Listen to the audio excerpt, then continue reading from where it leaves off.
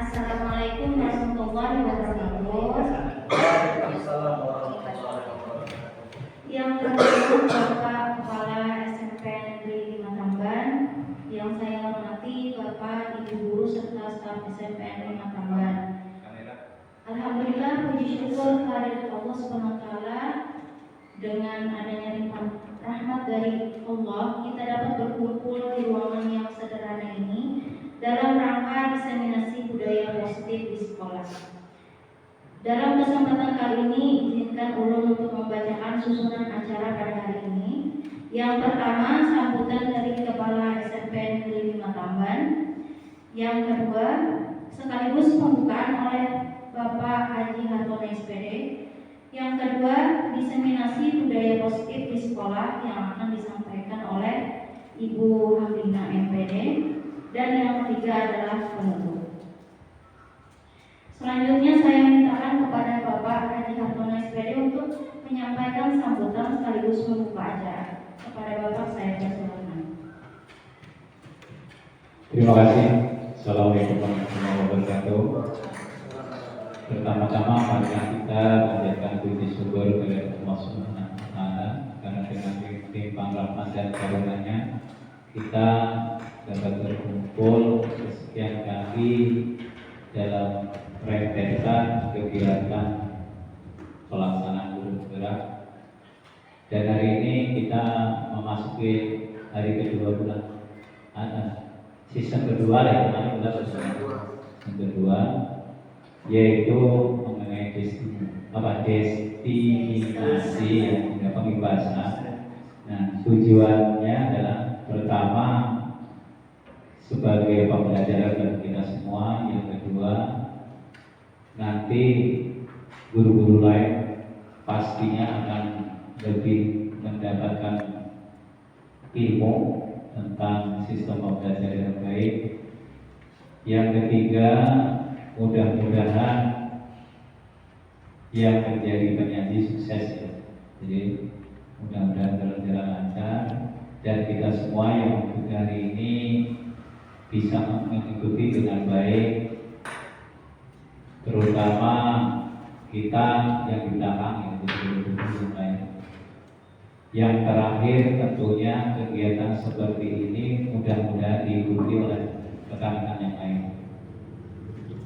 Itu saja yang secara singkat yang ingin sampaikan, karena saya juga tetapi mengenal isi apa pelaksanaan kegiatannya, yang pasti itulah nilai positifnya.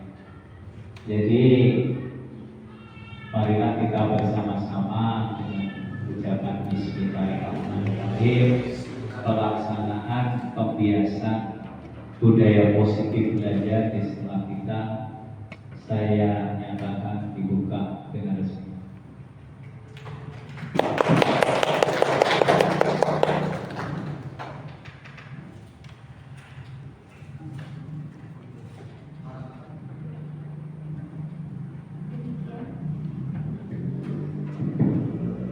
Demikian tadi sambutan dari Bapak Kepala SMP Negeri 5 Tamban.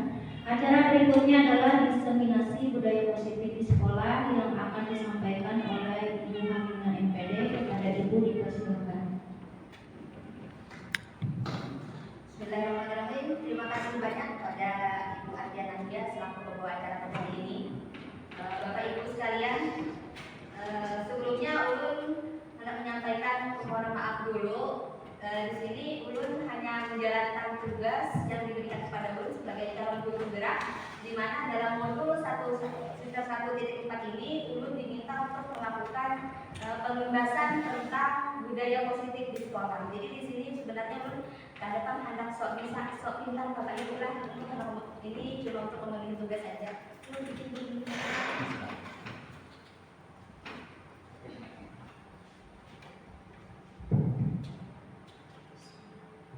Baik Bapak Ibu, di sini akan disampaikan adalah tentang diseminasi budaya positif yang belum dapatkan dari modul 1.4 dari calon guru penggerak angkatan 11. Adapun implementasi konsep-konsep inti diskusi dalam modul budaya positif di lingkungan kelas. Konsep-konsep kuncinya adalah yang pertama tentang disiplin positif, kemudian motivasi perilaku manusia, kebutuhan dasar manusia, kemudian posisi kontrol restitusi, keyakinan kelas, dan segitiga restitusi. Nah, adapun disiplin positif sendiri merupakan perilaku yang menunjukkan rasa tanggung jawab dan nilai-nilai kebajikan dalam perilaku sehari-hari dengan penuh kesadaran dan dorongan dari dalam diri. Jadi diharapkan nanti budaya positif ini muncul karena dia ada dorongan dari dalam diri, dari dalam diri siswa maupun guru-guru, bukan motivasi atau yang kontrol dari luar. Jadi yang diharapkan adalah motivasi atau dorongan dari dalam diri. Kemudian kriteria utama disiplin positif sendiri di sini ada dituliskan ada 5. Pertama adalah bersikap baik dan tegas. Kemudian membantu murid merasa dihargai, mempertimbangkan efektivitas dan dampak jangka panjang bagi proses belajar murid. Berikutnya adalah membekali murid dengan keterampilan sosial dan pertumbuhan karakter. Selanjutnya adalah mengajak murid untuk menemukan bagaimana mereka mampu menggunakan kekuatan diri dengan cara yang membangun. Bapak Ibu, contoh budaya positif di sekolah diantaranya adalah mengucapkan salam ketika bertemu, baik sesama guru maupun guru dengan siswa. Kemudian cium tangan, ini adalah sesuatu budaya positif di lingkungan kita, Bapak Ibu perlu ditanamkan dan diterapkan. Kemudian menjaga kebersihan dan lingkungan. Berikutnya adalah kesepakatan kelas atau keyakinan kelas. Ini salah satu beberapa contohnya saja Bapak Ibu. Kemudian seperti yang dituliskan di dalam modul 1.4, manusia itu pada dasarnya ada kebutuhan-kebutuhan dasar yang perlu mereka penuhi. Nah, kebutuhan dasar tersebut diusahakan untuk dipenuhi. Apabila tidak bisa terpenuhi dengan cara positif, maka biasanya cenderung akan dipenuhi dengan cara yang negatif. Nah, kemudian 5 kebutuhan dasar yang dituliskan di sana ada bertahan hidup, kemudian kebutuhan akan kasih sayang, kebutuhan akan kebebasan, kebutuhan kesenangan, dan penguasaan. Jadi dari 5 kebutuhan dasar ini manusia itu cenderung untuk memenuhinya. Apabila tidak bisa terpenuhi dengan cara yang positif, maka dia akan berusaha memenuhinya dengan cara yang negatif. Nah, itulah yang nanti akan mendorong perilaku-perilaku yang tidak baik atau negatif. Dia dosen dalam bukunya Restructuring School Discipline menyatakan ada 3 motivasi perilaku manusia. Yang pertama adalah perilaku untuk menghindari ketidaknyamanan atau hukuman. Kemudian untuk mendapatkan imbalan atau penghargaan dari orang lain. Dan yang ketiga adalah untuk menjadi orang yang mereka inginkan dan menghargai diri sendiri dengan nilai-nilai yang mereka percayai. Nah, untuk 2 motivasi perilaku yang pertama itu adalah motivasi perilaku yang muncul atau didorong dari luar. Kemudian yang ketiga ini adalah motivasi perilaku yang berdasar dari dalam diri sendiri atau motivasi intrinsik.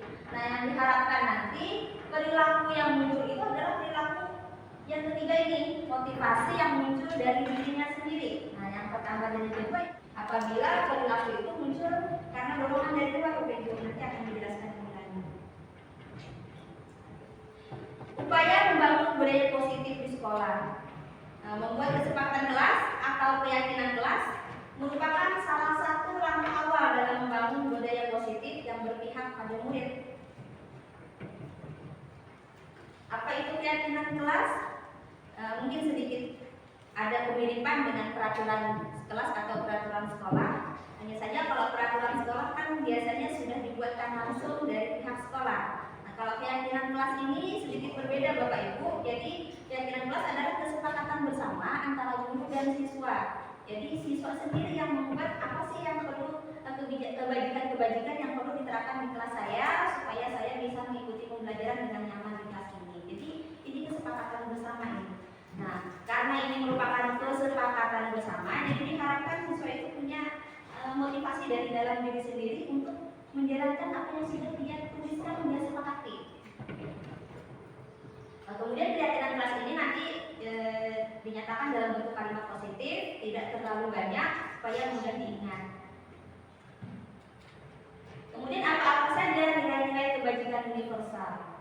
Nilai-nilai kebajikan universal itu sendiri adalah nilai-nilai positif yang disepakati oleh seluruh orang, disepakati oleh orang banyak, tanpa tergantung oleh latar belakang sosial, budaya, dan sebagainya. Jadi ada beberapa di situ ya Bapak Ibu: keadilan, keselamatan, tanggung jawab, kejujuran, dan lain sebagainya.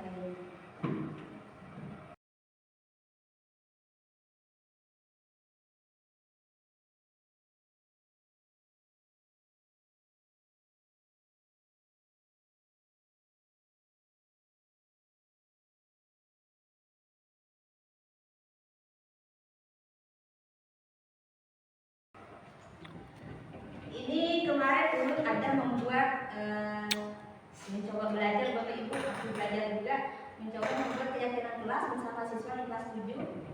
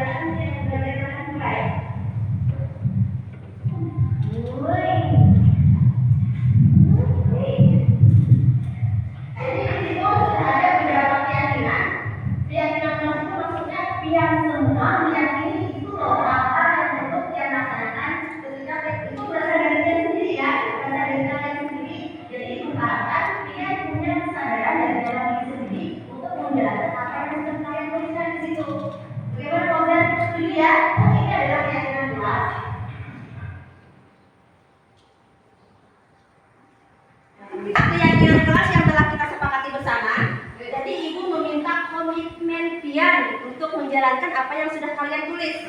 Untuk itu, Ibu meminta kalian membuat sebuah pernyataan dengan menandatangani pernyataan tersebut, berarti pian berkomitmen untuk menjalankannya.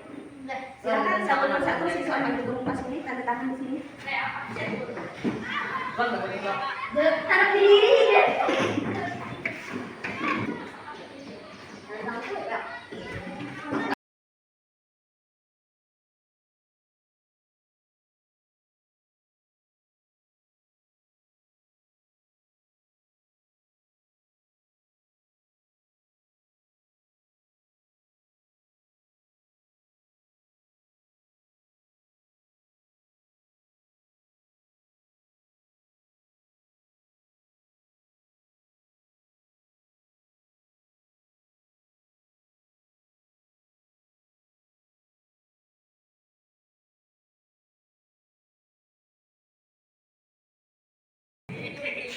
Oke, pernyataan pian. Pernyataan bahwa pian setuju untuk menjalankan keyakinan kelas ini. Kurasa kegiatan kita hari ini sudah cukup. Diucapkan terima kasih banyak. Wassalamualaikum warahmatullahi wabarakatuh. Untuk menjalankan apa yang sudah disepakati tersebut. Nah, jadi diharapkan dengan adanya keyakinan kelas ini untuk menjalankan apa yang sudah disepakati tersebut. Nah, jadi diharapkan dengan adanya keyakinan kelas ini, pembelajaran di kelas itu menjadi lebih disiplin, lebih tenang, lebih nyaman, lebih suasananya itu lebih menumbuh bagi siswa untuk belajar. Mungkin Bapak Ibu mungkin ada tanggapan dari keyakinan kelas yang belum buat di kelas ini. Ya, terima kasih ulang buat menanggapi sedikit. Seperti apa yang disajikan dalam video itu cukup bagus karena siswa memberi apa ya bahasanya itu keyakinan, mungkin memberi aturan hukum sendiri pula. Nah, kalau ulun sarankan apa yang sudah disepakati itu memang kalau kita real di kelas. Jadi apa yang sudah disepakati itu dibuat sebuah apa ya, seperti ya bahasanya sepatu kecil lah. Nah, namun dipisah-pisah tuh kesepakatannya, misalnya ada 3 kesepakatan itu kan apa berdoa sebelum belajar, apalagi misalnya menjaga kebersihan, lalu tidak membuang sampah pada tempatnya. Nah, menurut saran ulun, di samping ada kesepakatan itu, di bawahnya itu ditulisi sanksi dari setiap apa-apa yang disepakati. Lalu siswa yang melanggar, ada kesepakatan kelas juga untuk memberi sanksi. Nah, namun apa yang sudah disepakati bersama itu seluruhnya ditulis, kalau perlu atau ditulis atau dibuat apa namanya spanduk kecil. Jadi sebagai perhatian dan semuanya ditempel di kelas mereka. Jadi mereka tiap hari bisa membaca, bisa mengetahui apa sanksinya, dan kesepakatan apabila melanggar sanksi berarti yang memberi hukuman adalah guru. Itu syarat berupa. Masalahnya kayaknya memang di kurikulum Merdeka ini kita terlalu apa ya? Terlalu memberi kebebasan kepada siswa, gurunya adalah tidak ada Pak, tidak ada. Ya nilainya ada, itu cuma nilainya tariklah bahasa ulang, jadi istilahnya keluarnya itu enggak ada. Itu aja Pak kalau turun itu aja. Yang lain silakan.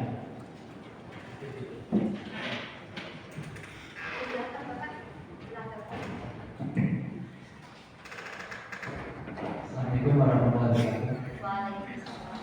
Ya, saya namanya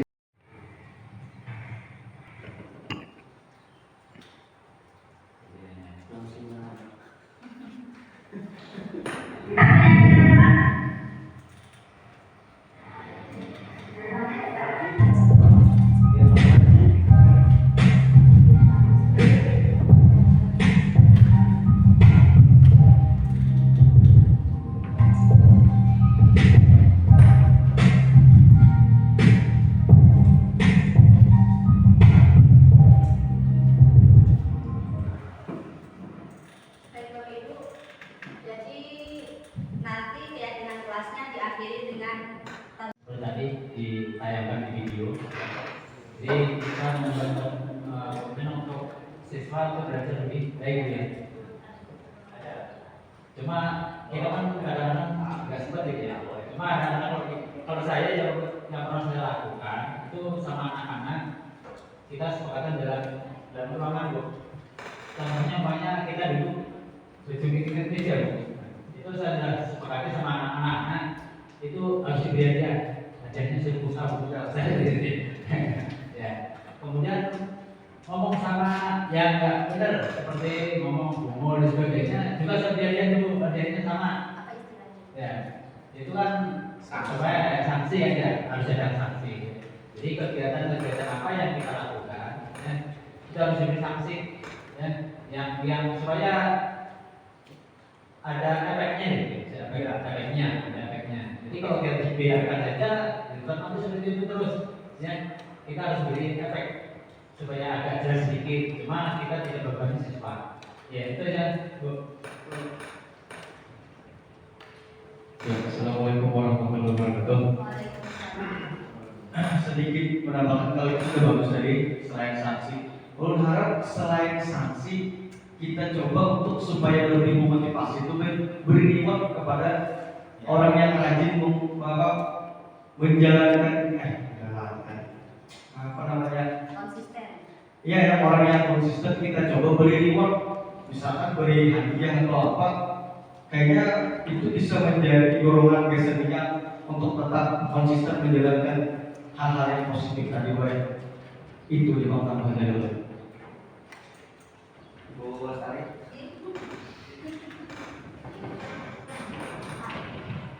Silakan jika ada Bapak Ibu yang ingin menambahkan lagi, beri masukan, mungkin bagi pengalaman juga.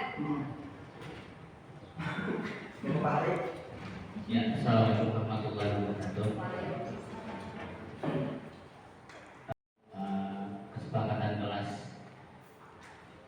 sepanjang yang saya lakukan saat ini kan mungkin belum pernah melaksanakan kesepakatan kelas ini. Nah mungkin apakah ada perbedaannya? Kalau kesepakatan kelas ini kan dilakukan oleh guru mapel. Jadi satu mapel itu gurunya menyepakati dengan siswanya kesepakatan kelasnya. Nah, jadi umpama kayak kita kan mungkin mapelnya 10, berarti siswa itu dalam satu kelas itu dia punya kesepakatan kelas mungkin apakah 10 atau cuma satu saja. Nah itu, jadi kan misalnya kayak ulun kan ngajar IPS. Nah otomatis kan kelas ulun ini tentunya punya kesepakatan yang tentunya beda dengan kesepakatan mapel yang lain atau guru yang lain. Nah mungkin itu mungkin diperjelas lagi apakah ada perbedaannya sedikit. Ya itu mungkin masukan dari saya.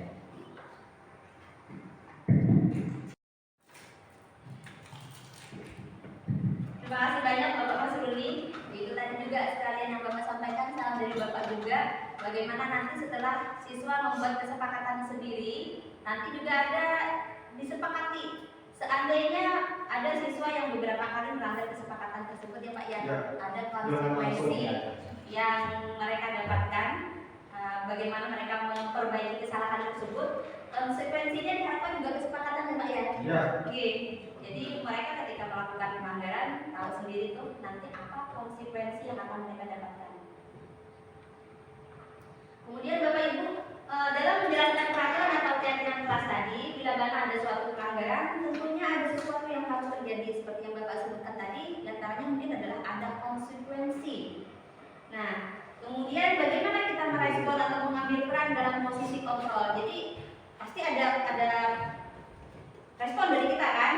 Nah, kemudian di situ dijelaskan juga nanti bagaimana kita merespon sikap siswa yang tidak sesuai dengan keyakinan kelasnya. Terdapat 5 posisi kontrol guru. Nah, posisi kontrol guru diantaranya adalah penghukum, pembuat rasa bersalah, teman, pemantau, dan manajer. Jadi mungkin kita ketika menemukan siswa yang membuat kesalahan, salah satu posisi kita di antara 5 tersebut.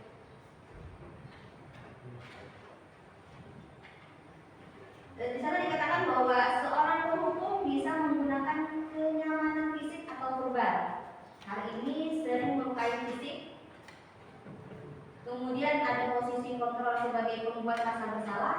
Biasanya ketika dalam posisi kontrol ini gurunya bilang begini, suaranya agak lembut sedikit, "Uma biarin lah," kayak gitu. Jadi ketika gurunya mengucapkan hal tersebut ada perasaan yang sangat bersalah dari dalam diri siswa. Nah, katanya hal ini juga menimbulkan dampak yang kurang baik, yaitu menimbulkan rasa tidak percaya diri dalam jangka waktu yang panjang. Kemudian posisi kontrol sebagai teman. Ketika kita menempatkan diri kita dalam posisi kontrol ini, biasanya kita memberikan jalan keluar bagi murid. Nah, misalnya murid melakukan suatu kesalahan. Nah, hari ini kira-kira apa? Gitu. Jadi, tapi ada dampak buruknya juga. Jadi si anak itu kadang berharap, oh guru ini membela aku nih misalnya.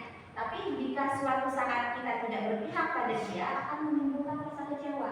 Dia akan bilang, saya pikir bapak atau ibu adalah teman saya, makanya ada ya. Nah ini kan membantu ibu dulu, kebiasaan dibantu sudah.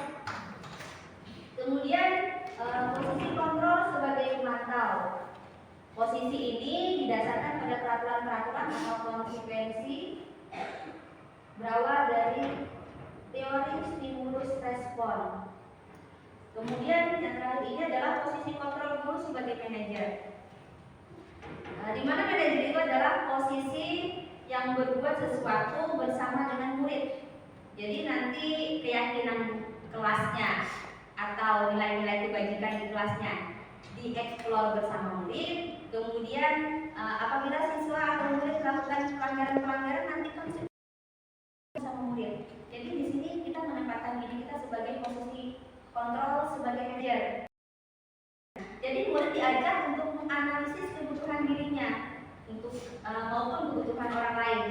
Di sini penekanan bukan pada kemampuan membuat konsekuensi, namun dapat berkolaborasi dengan murid bagaimana memperbaiki kesalahan yang ada. Jadi fokusnya bukan pada konsekuensi atau hukuman, tapi dititikkan pada berikutnya untuk memperbaiki kesalahan ini apa yang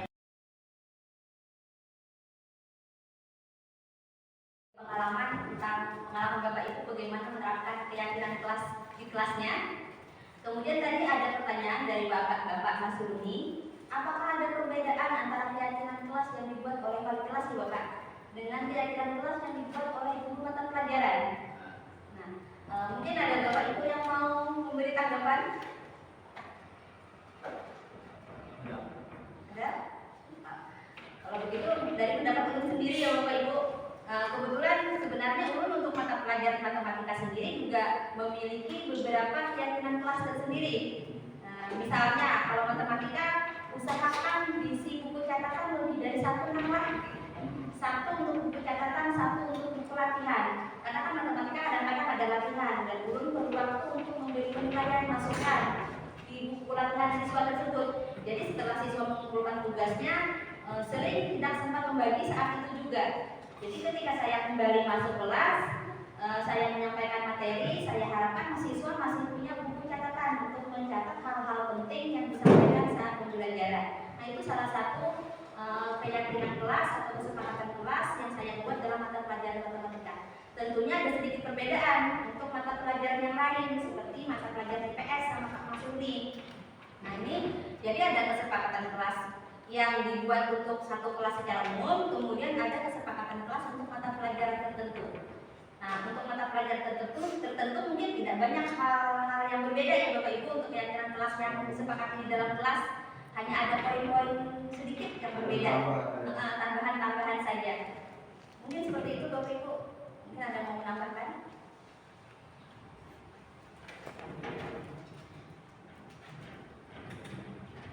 Ya. Mungkin tambahan dulu ya. Yang pasti untuk kan kita keyakinan kelas itu yang utama adalah untuk supaya bagaimana kelas itu kondusif. Kemudian mungkin apabila ada siswa yang melanggar mungkin ada sanksinya dan mungkin bagi siswa yang konsisten untuk melaksanakan kesepakatan kelas tadi dapat reward. Nah, khusus untuk bagi sanksinya, kalau bisa itu jangan, mungkin kan setiap guru itu punya kesepakatan yang beda dengan guru yang lain, tapi mungkin pedomannya atau ranahnya itu jangan sampai kita itu melebihi dari, mungkin memberikan sanksi lebih dari aturan sekolah yang umum. Misalnya kan sekolah kan sudah punya peraturan yang ini, kemudian nanti itu jangan sampai kesepakatan kelas itu untuk satu mapel itu melebihi ranahnya itu lebih daripada peraturan sekolahan itu. Mungkin kalau di sekolahan kan mungkin diberi poin sanksi saja. Nah, kalau kita itu jangan sampai memberikan sanksi kepada siswa itu melebihi keluar dari ranah yang peraturan sekolah. Nah, mungkin ya. Segitiga restitusi. Nah, restitusi itu sendiri merupakan proses untuk menciptakan kondisi bagi murid untuk memperbaiki kesalahannya dengan memulihkan diri dari kesalahan sehingga memiliki tujuan yang jelas. Nah, ini Bapak Ibu ada identitas gagal dan identitas sukses.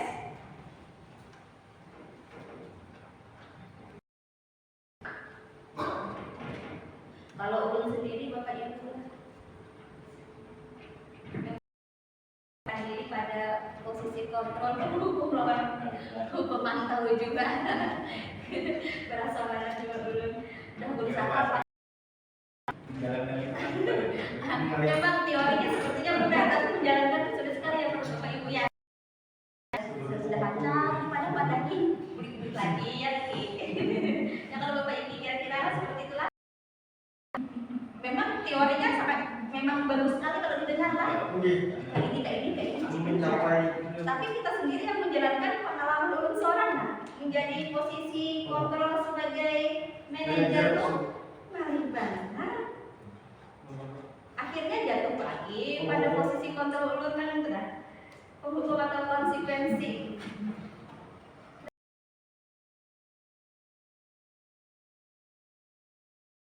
Berusaha, kita semua sebenarnya sudah berusaha. Jadi sebenarnya kita banyak mendoakan anak hidup kita, kita banyak doakan mudah-mudahan mereka jadi anak yang sesuai dengan harapan kita.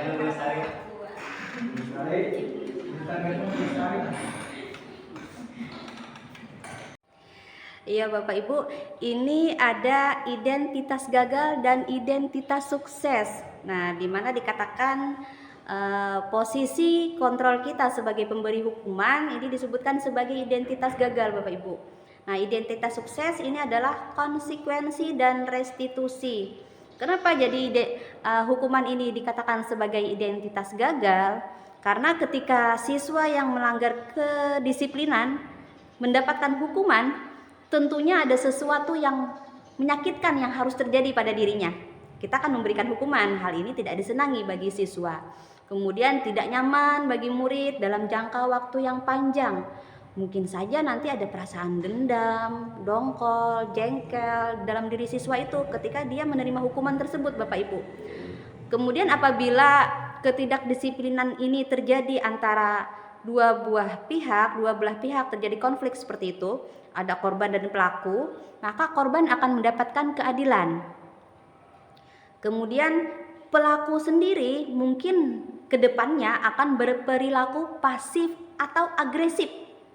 Nah, pendiam, sangat pendiam atau malah menjadi agresif. Apa itu namanya? Menjadi pribadi yang agak pemberontak Bapak Ibu, tidak menyenangi tata tertib atau peraturan. Kemudian sistem tidak akan berjalan bila murid tidak takut. Nah, walaupun nanti ada sanksi-sanksi atau hukuman apabila dia melanggar peraturan, tapi dia merasa tidak takut. Kada papa, itu aja hukumannya, ku terima aja gin, ujar. Dia akan melakukan lagi tindakan ketidakdisiplinan tersebut. Dia tidak takut dengan hukuman yang diberikan. Jadi sistemnya tidak akan berjalan. Kita yang berharap siswa yang memiliki sifat disiplin mungkin tidak akan tercapai. Kemudian identitas sukses ini ada dua, konsekuensi dan restitusi. Konsekuensi ini ada dua macam Bapak Ibu, tidak hanya bentuk akibat ya, bukan saja tidak sesuatu yang tidak menyenangkan, bisa juga sesuatu yang menyenangkan seperti hadiah. Nah, jadi dalam konsekuensi ini sesuatu harus terjadi. Kemudian mungkin ada perasaan tidak nyaman pada murid, tapi dalam jangka waktu yang pendek saja. Penguatannya hanya bertahan dalam jangka waktu yang pendek. Kemudian apabila ketidakdisiplinan ini berkaitan dengan dua pihak, korban dan pelaku, biasanya korban diabaikan.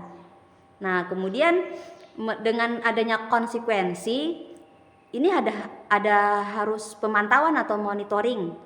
Jadi kalau siswa itu di luar atau tidak dipantau atau tidak dimonitoring, dia mungkin akan melakukan ketidakdisiplinan kembali. Jadi tidak diawasi, ya kembali lagi seperti yang semula. Jadi perlu pengawasan terus-menerus Bapak Ibu. Ini kalau kita dalam konsekuensi. Kemudian yang diharapkan identitas sukses ini adalah restitusi. Nah, restitusi ini merupakan pilihan. Tujuannya adalah untuk menguatkan murid atau anak dalam jangka waktu yang panjang.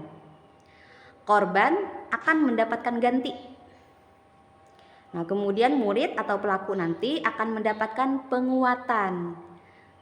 Masalah terpecahkan. Bagaimana memecahkan masalahnya? Di dalam restitusi ini nanti diajarkan bapak atau ibu gurunya bersama dengan siswa. Jadi gurunya membantu siswa untuk memecahkan masalah, tapi tidak mencarikan jalan keluar, tapi menanyakan saja, bagaimana sih cara kamu untuk mengatasi masalah ini? Nah, jadi dia gurunya hanya memberikan pertanyaan pemantik, siswa sendiri menemukan solusi.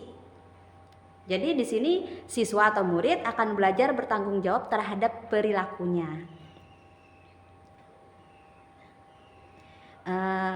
Lanjut Bapak Ibu, pada identitas gagal hukuman biasanya tidak berlanjut pada kehidupan nyata.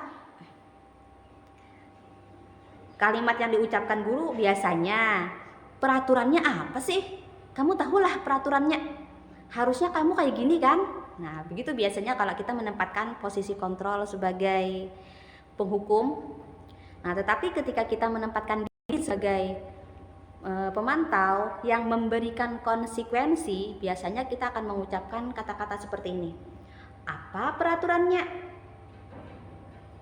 Mampulah kamu melakukan. Nah, biasanya seperti itu.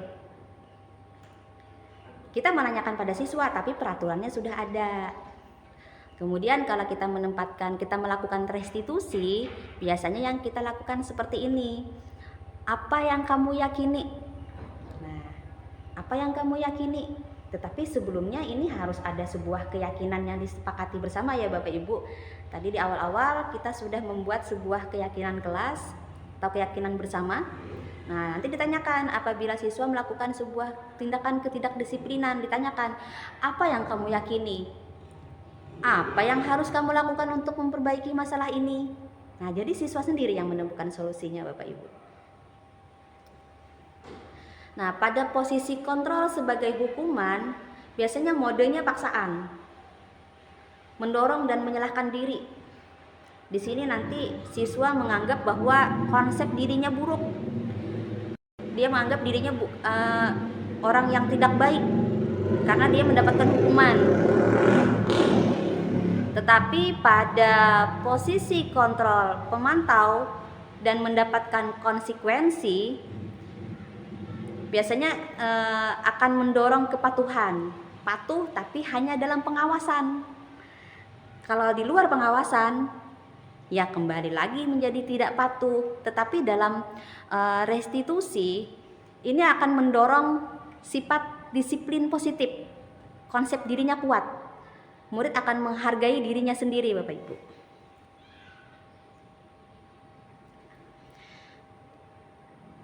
Nah, kemudian dari 5 posisi kontrol tadi, yaitu posisi kontrol sebagai penghukum, pembuat orang merasa bersalah, teman, pemantau, dan manajer. Posisi kontrol 4 yang pertama ini akan memunculkan motivasi secara eksternal, yaitu motivasi atau dorongan dari luar, penghukum, karena ini dia merasa takut dengan hukuman yang diberikan. Kemudian pembuat orang merasa bersalah, kemudian teman dan pemantau. Ini akan memunculkan motivasi secara eksternal, dorongan dari luar. Yang diharapkan ini adalah munculnya motivasi dari dalam diri siswa sendiri, yaitu motivasi intrinsik yang bisa terwujud apabila kita menempatkan posisi kontrol kita sebagai manajer.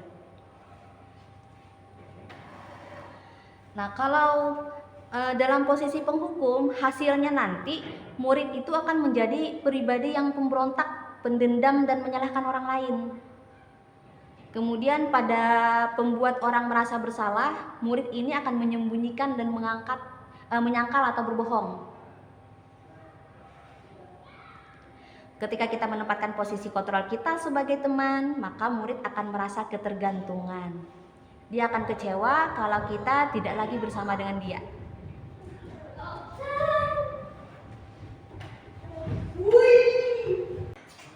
Sekali lagi Ulun hanya menyampaikan apa yang sudah Bapak Ibu lah. Ulun mohon maaf sekali jika sekiranya ada yang tidak berkenan disampaikan di sini.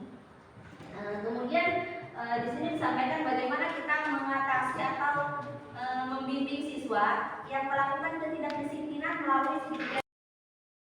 Mengapa disebut segitiga restitusi? Karena dia memiliki 3 sisi. Jadi dalam melakukan restitusi, bimbingan kepada siswa, kita sebenarnya tidak lengkap 3 langkah atau tidak berurutan, langkahnya tidak jadi masalah. Nah, langkah yang pertama adalah menstabilkan identitas. Di sini poin pentingnya adalah bahwa setiap orang pasti pernah melakukan kesalahan. Jadi kamu atau murid bukan satu-satunya yang pernah melakukan ini. Jadi di awal kita melakukan bimbingan, percakapannya itu kita bilang begini, ada bapak nakal, Pian, ada cuma Pian yang pernah melakukan kesalahan seperti ini. Ibu bimbang hari suatu kayak itu. Nah, jadi dia merasa tidak terlalu dipojokkan. Tahap berikutnya adalah validasi tindakan yang salah. Kita mungkin bisa menyatakan bahwa kamu tentunya punya alasan mengapa melakukan itu. Jadi si siswa atau si orang yang kita lakukan restitusi itu menjelaskan apa sih sebenarnya yang dia lakukan, apa alasannya dibalik tindakannya tersebut. Kemudian adakah cara yang lebih efektif untuk menentukan. Nah, seperti tadi dijelaskan bahwa perilaku seseorang yang tidak positif itu mungkin karena dia memenuhi kebutuhan dasarnya yang tidak terpenuhi. Misalnya dia kekurangan kasih sayang nih, sepertinya kayak itu, ada siswa yang merasa kekurangan kasih sayang, lalu dia mencoba untuk memenuhi kebutuhan tersebut dengan cara lain, tapi yang bernilai negatif. Nah, jadi kita tanya untuk adakah cara lain selain keinginan kira-kira menurut Pian? Jadi kita kembalikan kepada siswa lagi. Kemudian yang ketiga adalah menanyakan keyakinan. Nah, makanya sebelumnya sebaiknya kita membuat keyakinan kelas dulu bersama siswa. Jadi nanti siswa menyadari ada keyakinan-keyakinan yang telah dia langgar.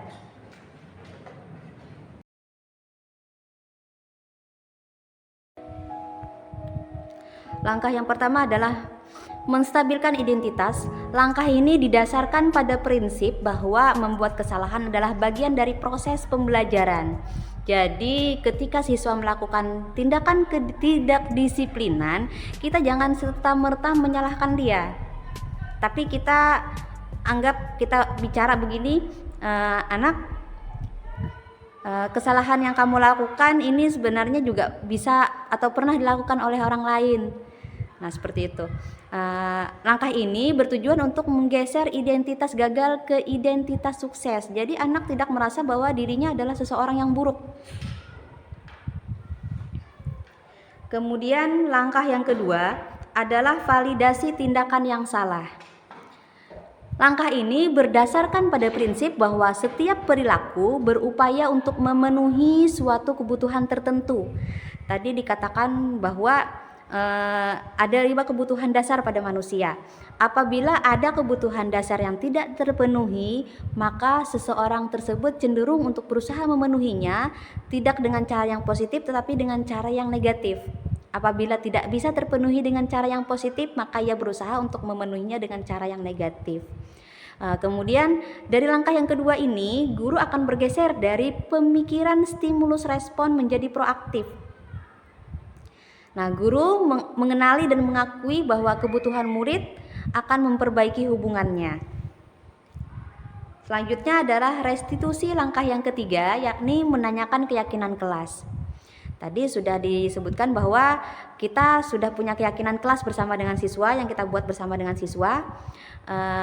Pada langkah ini, murid akan diberi pertanyaan-pertanyaan bermakna untuk memunculkan motivasi secara intrinsik. Tadi tanyai, keyakinan kelas kamu apa sih? Apa sih tindakan kamu ini yang tidak sesuai dengan keyakinan yang mana gitu.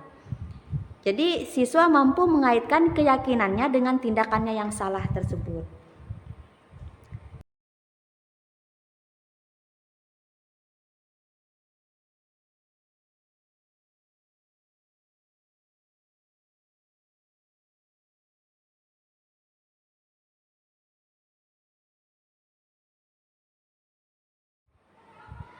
Nah, Bapak Ibu, ini ada contoh kegiatan restitusi yang Ulun laksanakan bersama dengan Yuda, di mana kasusnya Yuda murid kelas 9 kembali terlambat datang ke sekolah.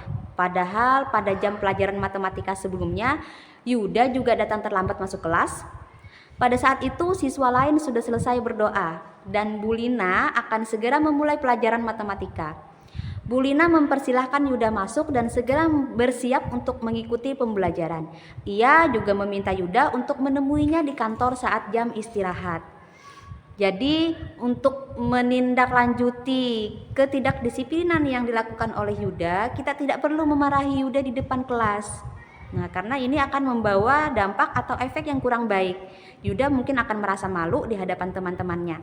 Jadi sebaiknya kita bicara tatap muka saja bersama dengan Yuda, berdua saja di ruangan lain begitu Bapak Ibu. Nah, jadi ini adalah kegiatan restitusi yang ulun lakukan bersama Yuda.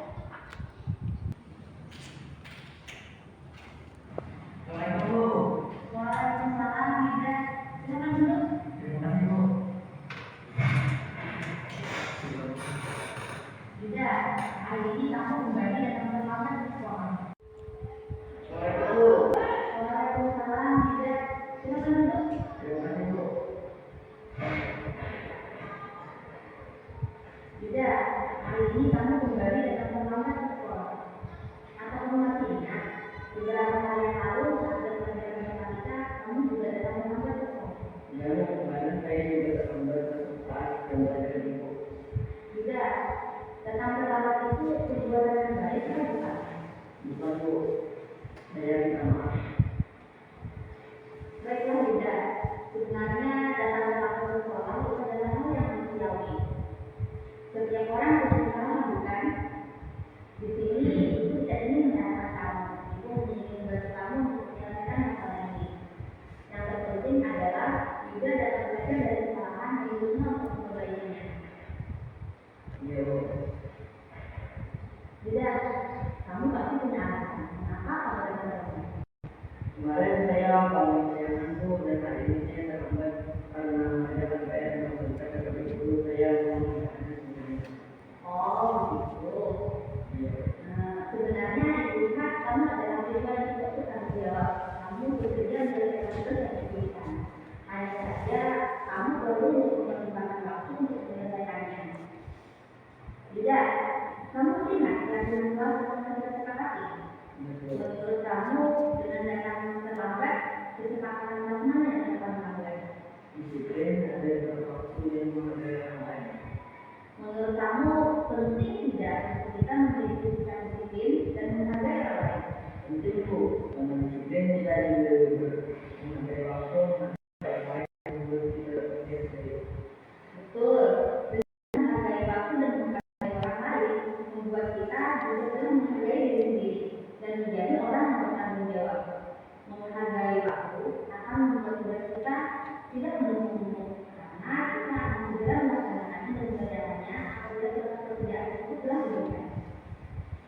Bu, saya minta maaf, saya berusaha untuk memanfaatkan waktu dengan baik untuk menunjang pekerjaan. Iya, sikap yang sangat baik telah menunjukkan. Kamu telah bersedia meminta maaf dan menyesali perbuatanmu. Sekarang, kira-kira apa yang akan kamu lakukan agar kamu tidak dapat terlambat dengan sekolah? Saya tidak akan menunda kemudian juga saya tidak akan bekerja malam di profesional. Baiklah, sekarang kamu telah mengetahui solusinya dan ibu akan bekerjasama dengan orang tuamu untuk membantumu agar tidak kesiangan dan terlambat datang ke sekolah. Iya Bu, terima kasih Bu. Sekarang silakan kembali ke sekolah. Assalamualaikum. Waalaikumsalam.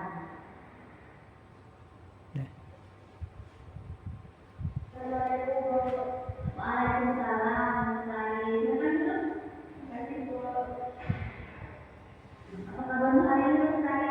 Apakah kamu baik-baik saja? Alhamdulillah, saya baik.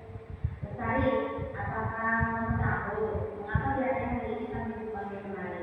Saya tadi Pas ya? tidur saat jam Hapus dia. pelajaran. Berikutnya ini restitusi yang Ulun laksanakan bersama Lestari, siswa kelas 2.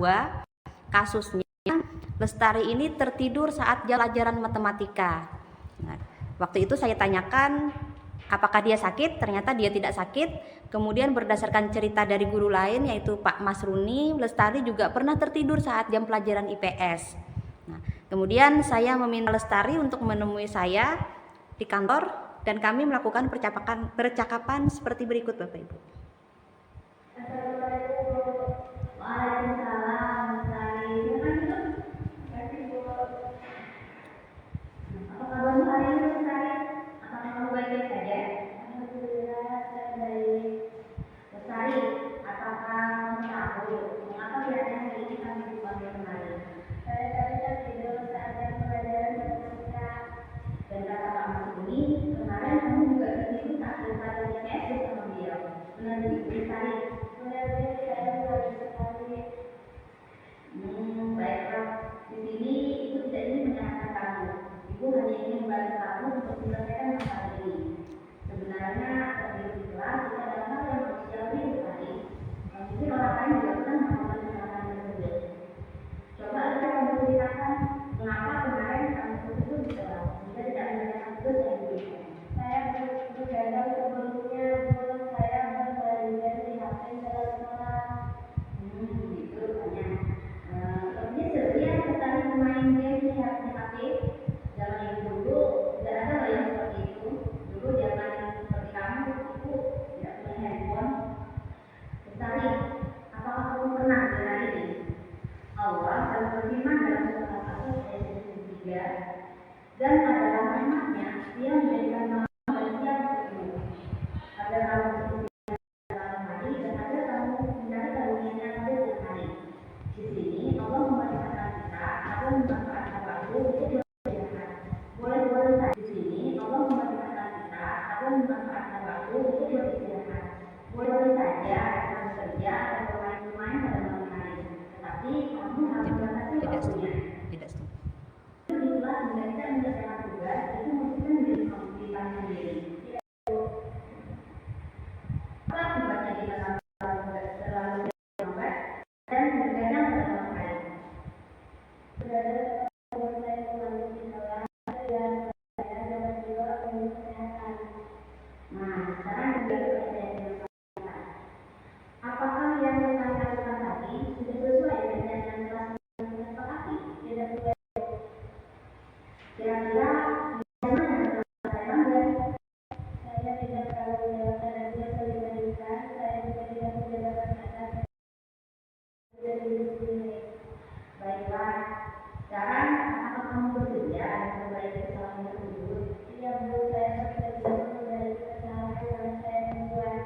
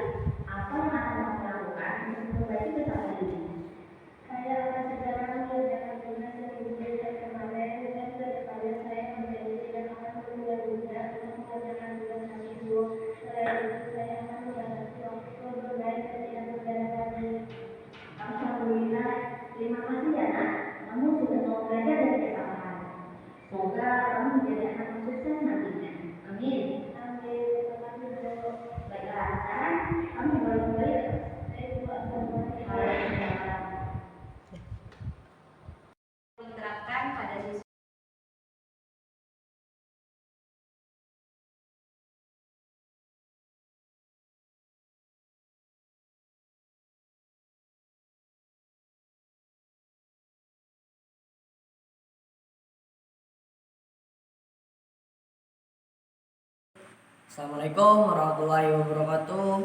Perkenalkan, nama saya Yuda, siswa kelas 9 SMPN Negeri 5 Temban. Sebelumnya saya beberapa kali terlambat datang ke sekolah, lalu Bu Lina meminta saya untuk menemui beliau untuk membicarakan masalah saya tersebut. Bu Lina membantu saya untuk mengingat kembali keyakinan kelas yang telah kami sepakati dan membantu saya untuk menemukan solusi agar saya tidak lagi datang terlambat. Saya mengerti bahwa yang telah saya lakukan tidak sesuai dengan keyakinan saya dan berjanji tidak lagi bergadang dan datang terlambat ke sekolah. Terima kasih. Wassalamualaikum warahmatullahi wabarakatuh. Warahmatullahi wabarakatuh. Nama saya Lestari, kelas 8 SMP Negeri 5 Tamban. Terima kasih Bu Lina.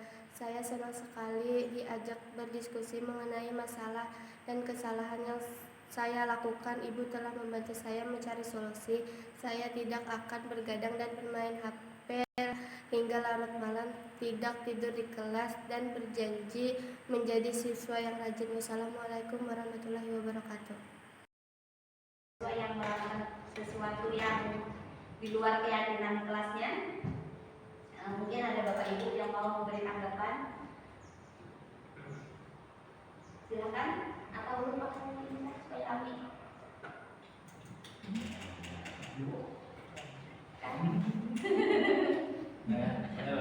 Ayo, silakan. Ya, terima kasih. Kalau melihat apa yang disajikan oleh itu luar biasa ideal Pak. Jadi kayaknya kita tuh terpengaruh oleh mulai budaya barat ya, mungkin karena bos kita kan pendidikan barat. Jadi memang secara kasat mata bagus, tapi untuk diterapkan ke sekolah-sekolah kayak sekolah terutama ya sekolah tinggi dan kita tuh rasanya sulit sekali. Kenapa? Pertama, karena motivasi sekolah itu motivasinya bukan sekolah, ya. Motivasinya itu datang ke sekolah aja, ya itu. Jadi itu Pak.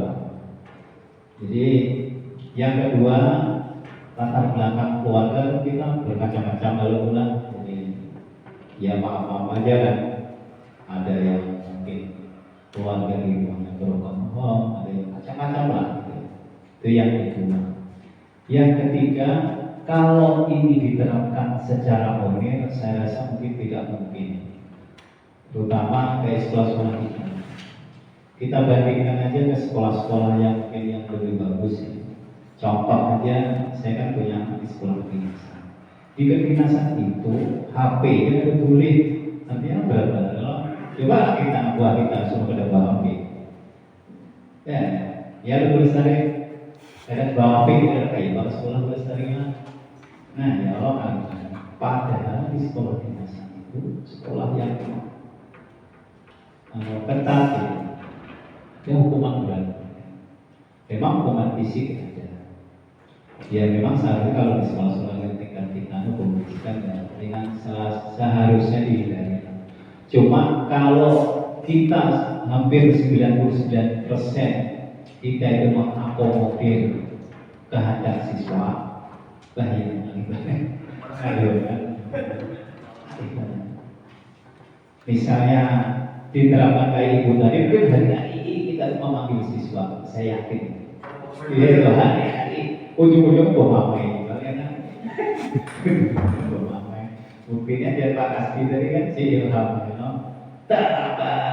terus hari Pak Kasbi bilang, alasannya sederhana, mandi baik, lambat, mandi kalau ada mandinya di kolam renang, jam kan gitu. Nih, pasti alasannya sederhana. Kayak kita dulu kan pernah melarang siswa bawa HP, tapi ya tetap ya sampai orang tua kita panggil,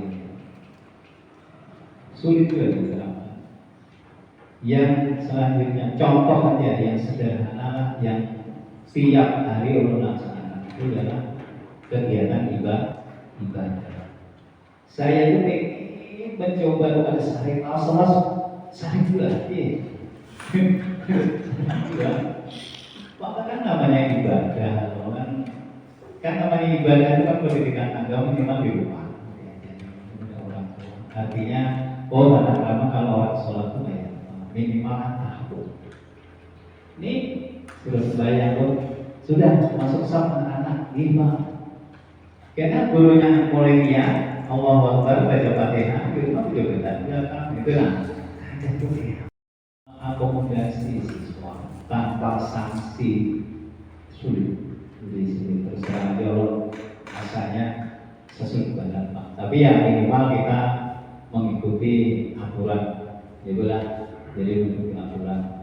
Teorinya bagus, prakteknya sulit. Nah, kalau menurut salah guru itu tadi minimal kesepakatan kelas itu bagus, tapi kesepakatan dasar kelas, misalnya kayak sederhana, kesepakatan dasar kelas itu menjaga kebersihan, membaca doa sebelum atau sesudah mata pelajaran terakhir itu, atau apalagi membuang sampah pada tempatnya. Terus banyak pula jangan ribut. Ini gurunya menerangkan di muka, di belakang ceramah dulu.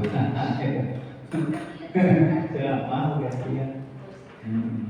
Tapi yang anehnya saya ingat tuh, seandainya bapak lah, misalnya saya masuk menerangkan sesuatu, mereka ribut, asal ditanya paham tuh bapak. Jadi kalau bapak, ini ditanya jangan ditanya kalimat yang saya ucapkan ini tidak bisa mengulangi itu.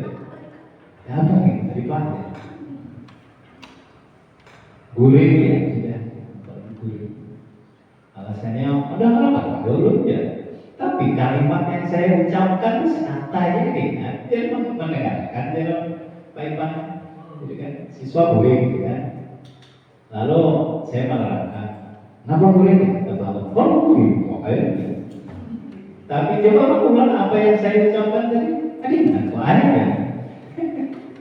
Nah itu. Jadi apa yang dia sajikan itu bagus, idealnya bagus. Tapi kayaknya karena itu tadi, karena bos kita kepala menteri kita kan lulusan luar negeri, mungkin fokusnya lebih ya bahasa kerennya itu selalu mengutamakan hak asasi manusia. Dalihnya kan gitu.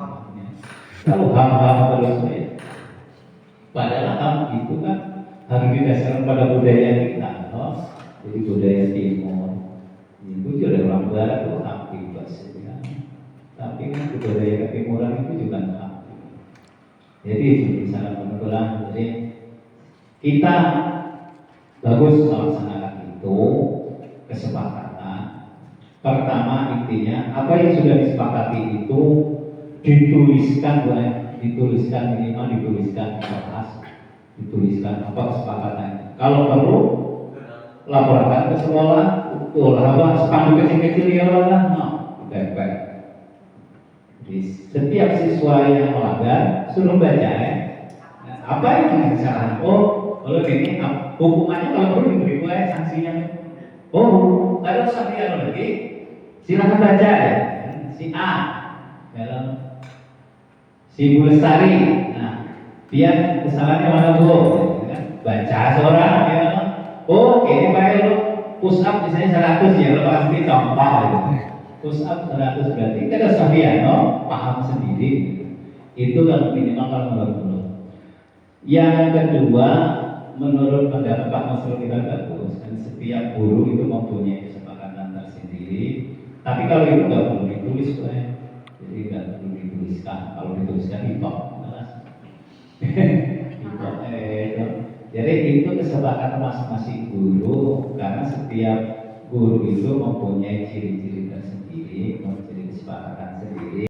Jadi terus terang kalau menurut itu memang sulit untuk diterapkan, tapi minimal kita mengikuti aturannya.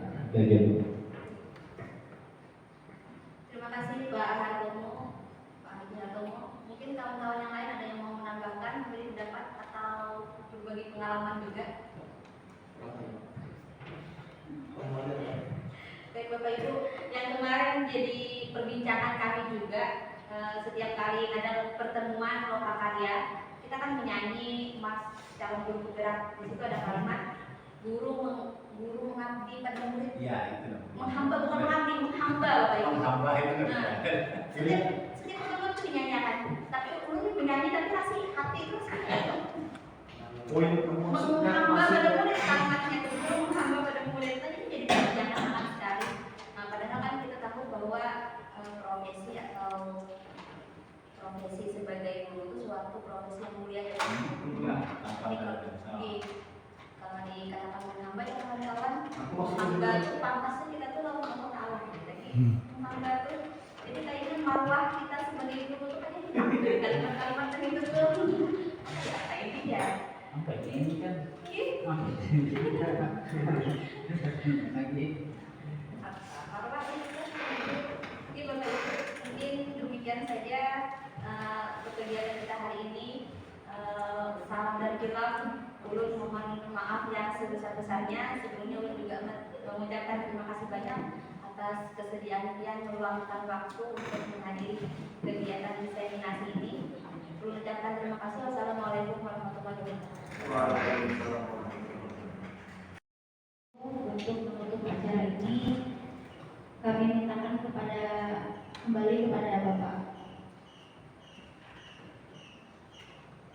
Ya, marilah kita bersama-sama menutup kegiatan kita hari dengan mengucapkan doa. Kita awali dengan membaca Al-Fatihah. Alhamdulillahirabbil alamin. Iyyaka na'budu wa iyyaka nasta'in. Shiratal ladzina an'amta 'alaihim ghairil maghdubi 'alaihim waladdallin. Amin. Amin ya rabbal alamin. Bismillahirrahmanirrahim. Alhamdulillahirabbil alamin. Wassalatu wassalamu ala asyrofil anbiya'i wal mursalin wa ala sayyidina Muhammadin ajma'in. Allahumma ighfir lana dzunubana wa liwalidina warhamhuma kama rabbayana shighara wa li jami'il mu'minina wal mu'minat wal muslimat al ahya'i minhum bi rahmatika ya arhamar rahimin.